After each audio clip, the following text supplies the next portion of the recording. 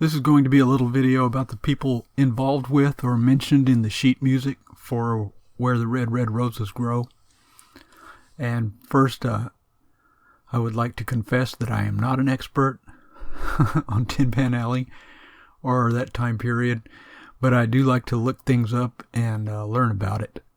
And most of the things that I've presented here in different videos are things that I just learned.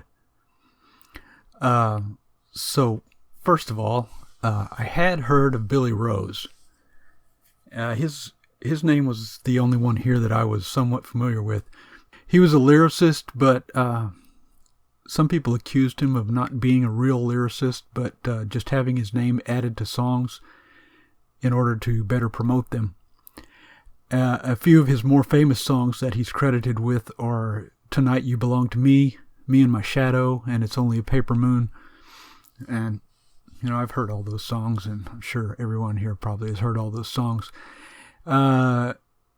These days, he may be most famous for having been married to Fanny Brice, the famous actress. She was his first wife. They were married for 9 years, and then they divorced, and he was remarried again a few times after that.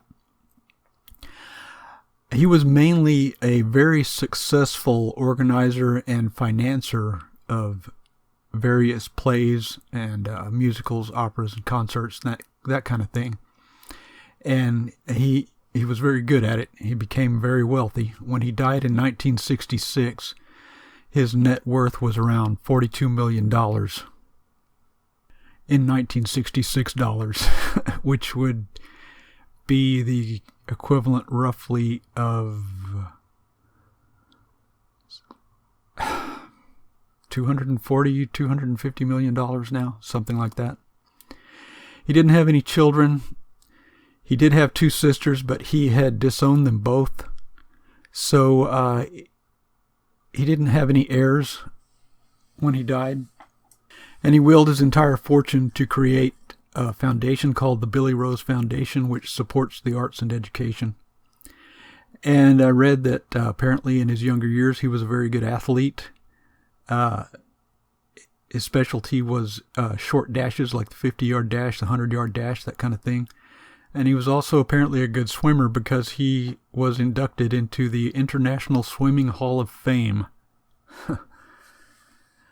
Harry Akst, I didn't remember ever hearing of Harry Akst, but I probably have and just forgot, because his most famous song, I would assume probably his most famous song is Dinah, which he co-wrote with Sam Lewis and Joe Young. And another famous song of his is Babyface, which he co-wrote with Benny Davis. And of course, I've heard both of those before. He started out as a vaudeville pianist, and this photo is a clip of him when he appeared in the movie 42nd Street. He appeared as a piano player and conductor, I think. His character was named Jerry. And here's another photo of him, a more traditional portrait photo, when he was much older. A lot of people know about all the different songwriters and composers from the Tin Pan Alley period, but details about many of the performers are hard to find, and in some cases they're simply lost and unavailable. And I often try to look up information on the performers mentioned in the sheet music that I use, but many times I just can't find anything, and I think that's a shame. I think from this point on I'll try to find out what I can about some of these performers and share that information here.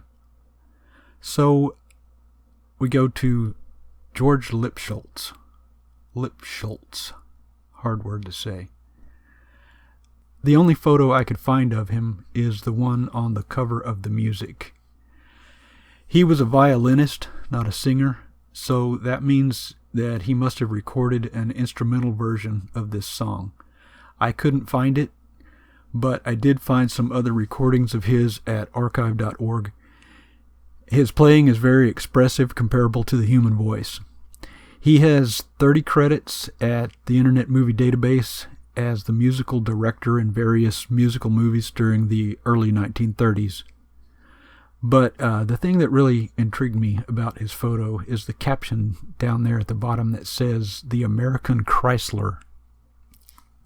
So George Lipscholz was being compared to someone named Chrysler. I had to look this up, and I discovered Fritz Chrysler. He was born in Austria, but later moved to the United States. He is regarded as one of the greatest violinists of all time, and I had never heard of him. You can find numerous recordings of his at archive.org. Just look him up. He was also a prolific composer, and he created, or I guess you could say committed, several musical hoaxes. And I couldn't find, I'm sure there's a story behind this. I couldn't find any details about it, but it sounds like something that would be really interesting. By musical hoaxes, I mean that many of the compositions that he actually wrote himself, they were original to him, he, for some reason, attributed to other famous past composers like Vivaldi and Wilhelm Friedemann Bach, who was the second child of Johann Sebastian Bach. And I wish I knew more about that, because that sounds like something that would be really interesting. Now, as for this song itself, it's usually listed as "There's a Little White House Where the Red, Red Roses Grow," because there's at least one other song by the name "Where the Red, Red Roses Grow" that is from the Tin Pan Alley era, and yet another of that name that is an old traditional song that was recorded by various hillbilly bands during that same time period. If you go to archive.org and just look up "Where the Red, Red Roses Grow," you can see a list of all these different songs. It's gonna be a mixture of "There's a Little White House" version, and the old hillbilly song version, and the other song that's not related to either one of them. Many of the "There's a Little White House" versions are chorus only, of course, because, that's how people do with these songs. They record chorus only versions. And some are instrumental only. The tempo changes that I used were my own decision, as usual, because I almost never listen to any other versions of these songs before I record them. I just go by the sheet music and my own instinct, for better or for worse.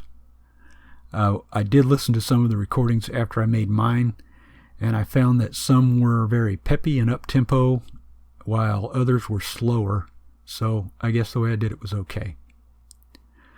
I hope someone found this information interesting and maybe useful. So thank you very much.